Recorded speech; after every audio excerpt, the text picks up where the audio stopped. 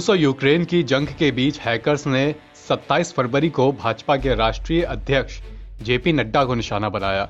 नड्डा का Twitter account रविवार की सुबह हैक कर लिया गया। बीजेपी नेता के ट्विटर अकाउंट से एक के बाद एक रूस यूक्रेन की मदद से जुड़े ट्वीट किए जाने लगे। नड्डा के अकाउंट से ट्वीट कर कहा गया कि सॉरी, मेरा अकाउंट हैक हो गया था। संदेश में आगे कहा गया कि रूस को दान करें क्योंकि उन्हें मदद की जरूरत है। नड्डा का ट्विटर अकाउंट हैक करने के बाद रूस और यूक्रेन की मदद के लिए क्रिप्टो करेंसी में दान की अपील भी की गई। इससे पहले एक अन्य ट्वीट में लिखा गया कि रूस के लोगों के साथ खड़े रहें। अब क्रिप्टो करेंसी बिटकॉइन और एथरम से मदद स्वीकार होगी। इस अकाउंट से यूक्रेन की मदद को लेकर भी ट्वीट किया गया।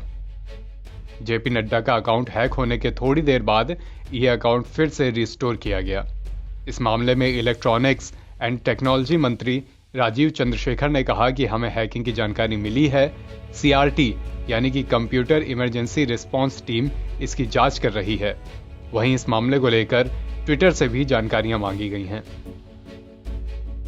इससे पहले पिछले साल दिसंबर में प्रधानमंत्री नरेंद्र मोदी का भी ट्विटर अकाउंट हैक हो गया था।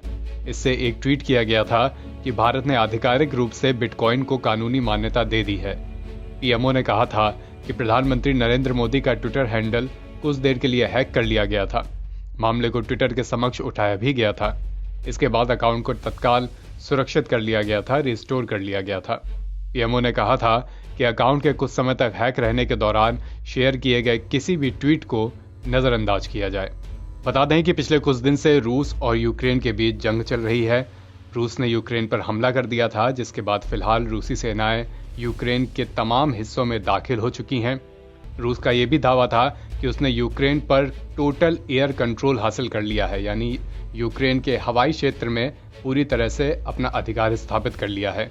वहीं रूस की थल सेनाएं भी लगातार यूक्रेन के अलग अलग हिस्सों में पहुंच रही हैं, जहां पर काफी जंग चल रही है। लोग इधर उधर भाग रहे हैं, शरण ले रहे हैं। इस बीच तमाम भारतीय भी यूक्रेन में फंसे हुए हैं। भारतीय छात्र खासकर जो मेडिकल की पढ़ाई करने के लिए यूक्रेन जाते हैं।